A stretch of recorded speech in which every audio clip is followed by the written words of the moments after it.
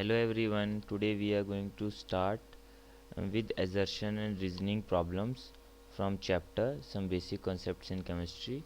So without wasting time, let us start with the first question. So here our first question is, it's about the significant figures. So let me first of all tell you about the significant figures. ठीक है, अभी जो हमारा question है ये significant figures के बारे में है. ठीक है, तो significant figures में आपको क्या निकालना है. देखिए, सिग्निफिकेंट फिगर्स निकालने के कुछ रूल्स होते हैं. अगर ये रूल्स आपको याद हैं तो आप इजीली निकाल सकते हैं. सो जो पहला रूल है आपका वो है that all non zero digits as well as zeros between non zero digits are significant. पहली बात है कि कोई भी नॉन ज़ीरो अगर डिजिट आती है तो उसको हम सिग्निफिकेंट बोलते हैं. ठीक है, उसको हम सिग्निफिकेंट बोलते हैं. या फिर आपकी ज़ीरो आती है between non zero, if zero digit coming between non zero. कैसे, अब देखिए कुछ एग्जांपल्स दे देते हैं आपको. जैसे कि एग्जांपल है आपका 576. तो सारी की सारी नॉन ज़ीरोज़ हैं, तो कितने सिग्निफिकेंट फिगर्स हो गए, 3 हो गए इसमें. वैसे ही अगर मैं आपको बात बता देते हैं, जैसे 5004. तो अब यहाँ पर आप चेक करें तो नाउ नॉन ज़ीरो तो दो हैं और दो जो ज़ीरो आ रहे हैं वो भी नॉन ज़ीरो के बीच में आ रहे हैं, तो ये 4 हो गए. तो कहने का मतलब क्या है कि अगर ज़ीरो आपका कहाँ पर आता है नॉन ज़ीरो के बीच में तब भी वो सिग्निफिकेंट रहेगा, या नॉन ज़ीरो डिजिट्स आते हैं तो वो तो सिग्निफिकेंट हैं ही हैं. ठीक है, उसके बाद चलते हैं आपका सेकेंड रूल की तरफ. सेकेंड रूल कहता है कि zeros to the left of non zero digit in a number are not significant. ठीक है, तो बेसिकली अगर आपका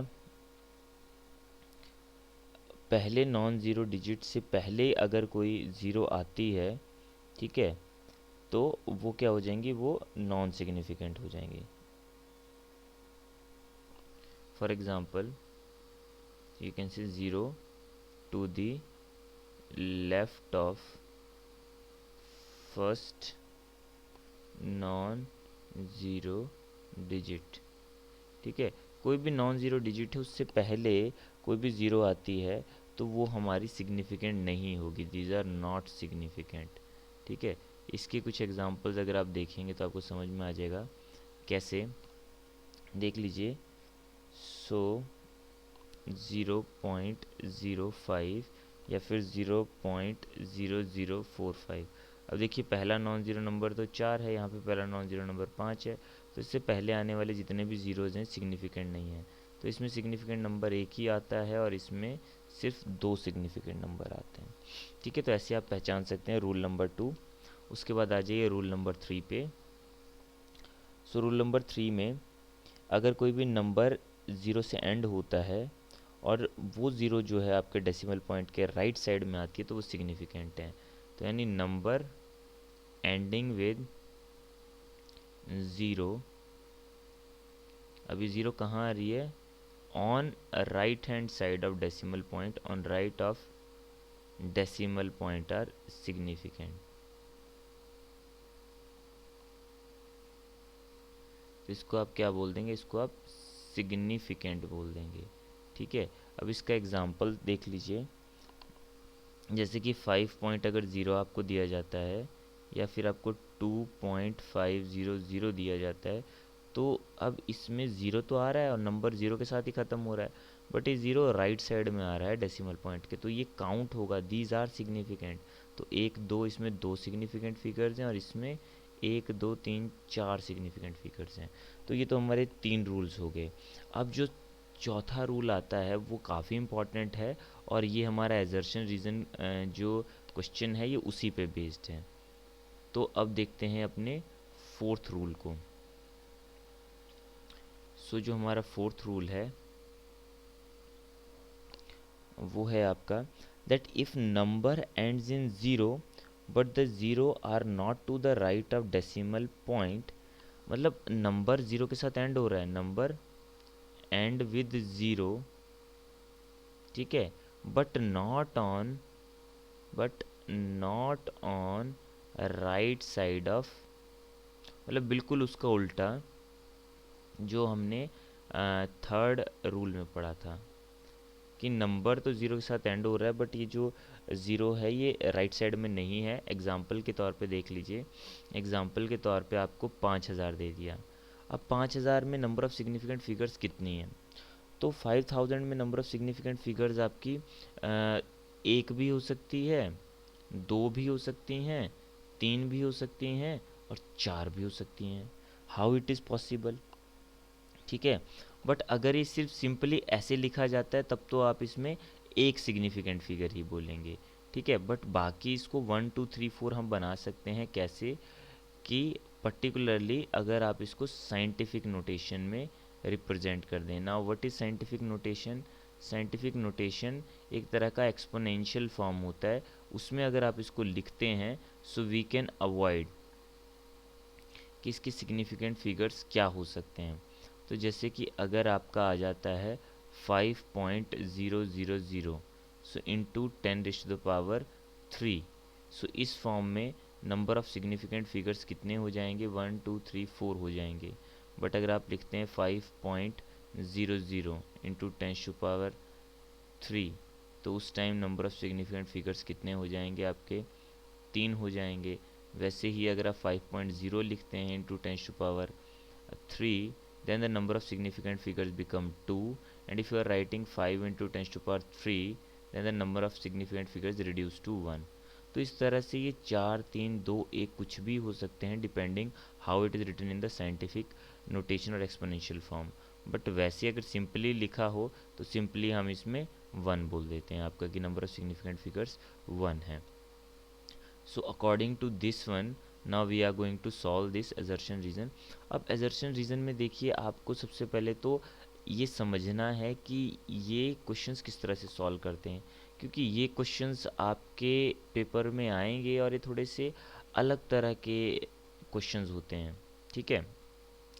इसमें असर्शन और रीज़न दो स्टेटमेंट्स दी होती हैं आपको, ठीक है। एजर्शन अपनी एक स्टेटमेंट होती है, रीज़न भी एक स्टेटमेंट होती है। तो आपको पहले तो ये चेक करना पड़ता है कि इंडिविजुअली अगर आप दोनों स्टेटमेंट्स को पढ़ें तो क्या वो दोनों इंडिविजुअली सही हैं, पहला तो आपको ये चेक करना है।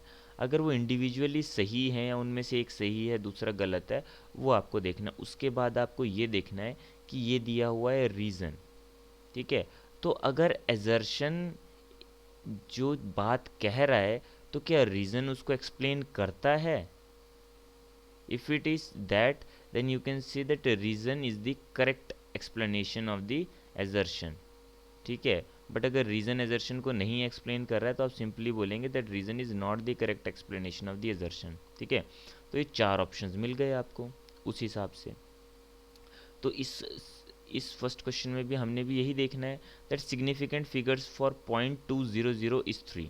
तो जैसे अभी हमने ये देखा तो ये कौन सा रूल है हमारा, रूल नंबर 3 लगता है यहाँ पे। तो इसमें सिग्निफिकेंट फिगर्स 3 आ गई। और अगर सिंपली 200 लिखा हुआ है तो आपको पता है कि सिंपली ऐसा नंबर लिखा होगा तो रूल नंबर 4 लगा देंगे। तो इसमें सिग्निफिकेंट फिगर सिर्फ 1 है, तो ये एजर्शन तो सही हो गया, एजर्शन इज़ ट्रू। अब रीज़न को स्टडी कर लेते हैं। That zero at the end और right of a number are significant provided they are not on the right side of decimal point, जो कि हमारे क्वेश्चन ये आपके रूल नंबर 4 को कॉन्ट्राडिक्ट कर रहा है। इसमें देखिए नॉट लिखा हुआ है और हमने यहाँ लिखा हुआ है कि नंबर जो है आपका जो ज़ीरोज़ हैं अगर नंबर एंड होता है ज़ीरो से तो वो कहाँ आना चाहिए, वो अगर आपका राइट साइड में नहीं आता है तो वो नॉट सिग्निफिकेंट होते हैं, दीज आर नॉट सिग्निफिकेंट, ठीक है। और यहाँ पर लिखा हुआ है कि दीज आर सिग्निफिकेंट, तो ये आपका फॉल्स हो गया। तो मतलब पहला आपका ट्रू हो गया, दूसरा आपका फॉल्स हो गया। It mean assertion is correct but reason is incorrect statement.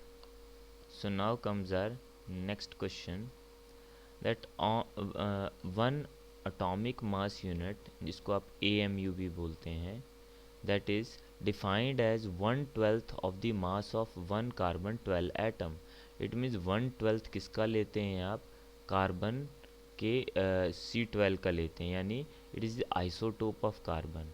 C12 को हम आइसोटोप भी बोल सकते हैं, किसका? कार्बन का। तो उसका कितना लेते हैं हम? 1/12 लेते हैं। तो ये बात तो बिल्कुल सही है आपकी, that one atomic mass unit is defined as 1/12 the mass of one carbon 12 atom. अब इसके पीछे का रीज़न क्या है?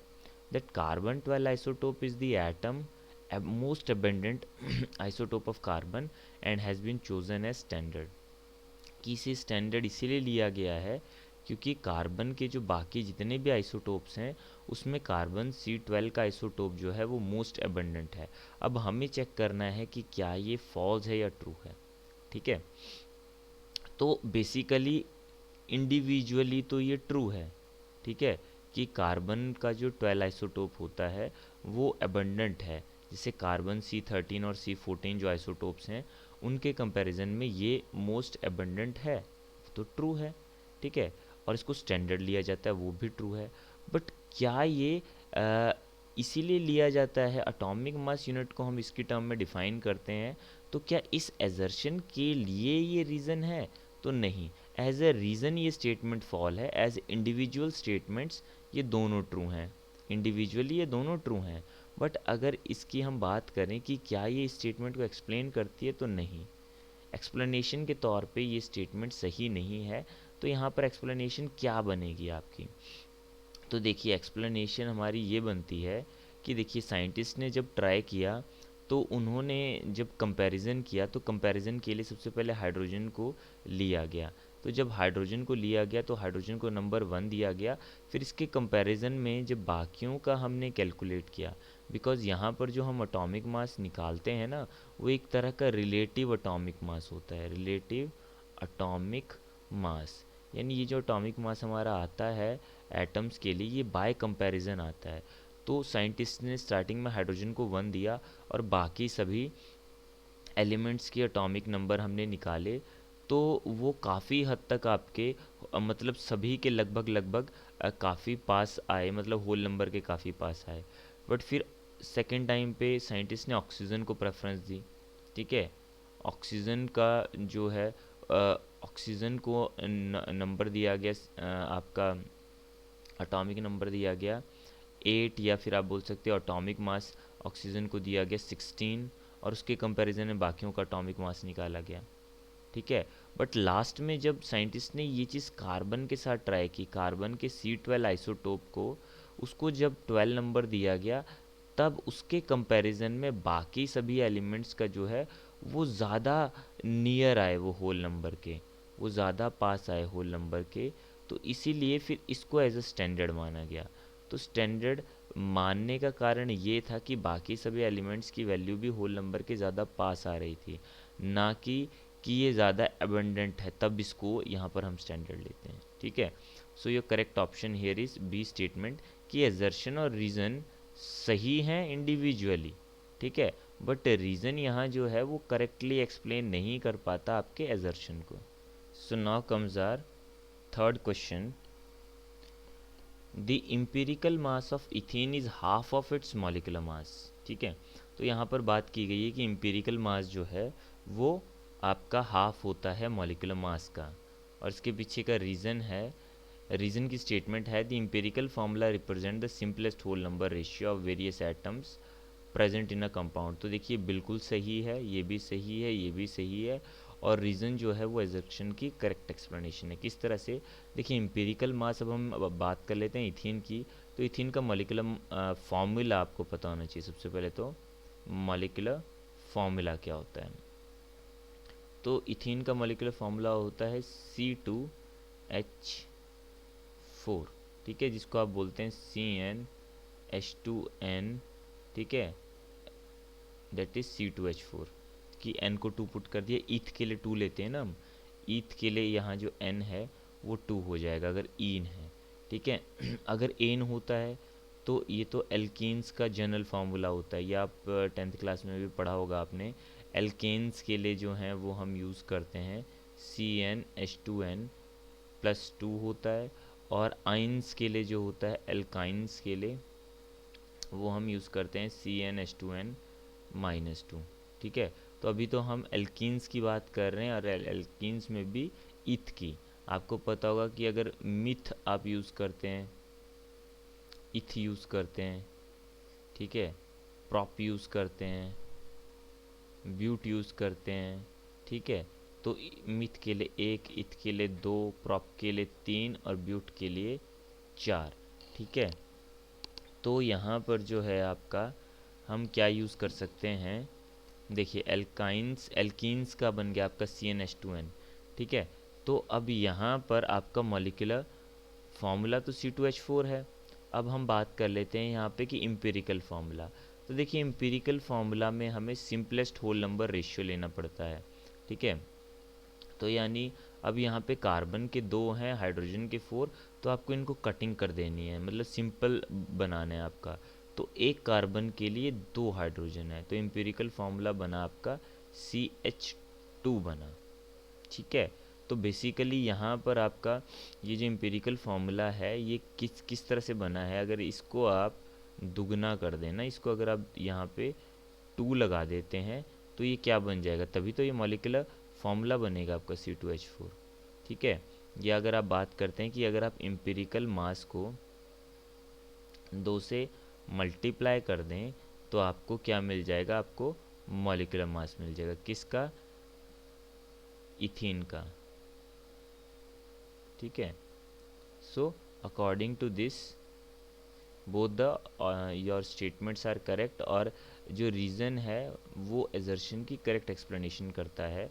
तो यहाँ पर हमारा A option is the correct answer. So now comes the fourth question. Combustion of 16 grams of methane gives 18 grams of water. Reason, in the combustion of methane water is one of the products. अब देखिए हमें यहाँ पे क्या देखना है कि सबसे पहले तो कंबशन हम करा रहे हैं मीथेन का, ठीक है। तो वहाँ पे आपको वाटर मिलता है। कंबशन का मीनिंग होता है combustion, combustion reaction is the addition of oxygen. Combustion में क्या होता है कि ऑक्सीजन को आप ऐड करते हैं और हीट करते हैं, ठीक है, और आप हीट करते हैं। तो क्या कराना है, देखिए मीथेन मतलब CH4, आपने क्या कर दिया, ऑक्सीजन डालकर हीट कर दिया। ऑक्सीजन डालकर जब आपने हीट किया तो आपको वहाँ पर क्या मिल जाता है, आपको वाटर एज अ प्रोडक्ट मिल जाएगा और साथ में आपको कार्बन डाइऑक्साइड भी मिल जाएगी। अब यहाँ पर आपको देखिए रिएक्शन को बैलेंस करना है।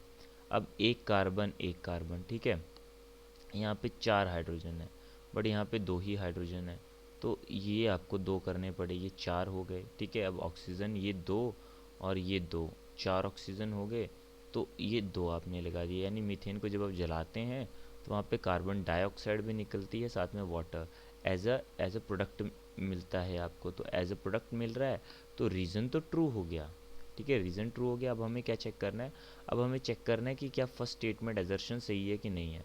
तो देखिए मीथेन, अब मीथेन का जो है आपको क्या निकाल लेना है, मॉलिक्यूलर मास निकाल लीजिए। कार्बन का आपने लेना है 12 प्लस हाइड्रोजन का 1 और 4 एटम है हाइड्रोजन के, तो 4, तो 12 प्लस 4 विल गिव यू 16। तो अगर इसका आप मोलर मास लिखते हो तो इट इज़ 16 ग्राम्स पर मोल, ठीक है। यहाँ पर जो ये जो स्टोइचियोमेट्रिक कोफिशिएंट्स होते हैं ये क्या रिप्रेजेंट करते हैं, ये रिप्रेजेंट करते हैं कि 1 मोल यहाँ पर CH4 जो है वो 2 मोल ऑफ ऑक्सीजन के साथ रिएक्ट होकर आपका 2 मोल वाटर के देगा, साथ में 1 मोल देगा कार्बन डाइऑक्साइड का, ठीक है। तो एक मोल जो है आपका वो मीथेन का 16 ग्राम के बराबर होता है। तो 16 ग्राम 2 मोल पानी के बनाते हैं, पानी के भी मोल निकाल लेते हैं। तो वाटर का मोल, 1 मोल तो पानी का 18 ग्राम होता है, ठीक है। बट यहाँ पर 18 ग्राम नहीं बन रहा है, यहाँ पे 2 मोल बन रहे हैं। तो 2 मोल कितने के हुए, 2 into 18, so that is 36 grams. तो यानी अगर 16 ग्राम मीथेन की आप कंबशन कराते हैं तो वहाँ पे 36 ग्राम पानी के बनेंगे, 36 gram. So it means this first statement is the false one. So assertion incorrect हो गया हमारा और जो रीज़न जो है वो करेक्ट स्टेटमेंट हो गया। It means D option is the right answer. So now comes the next question.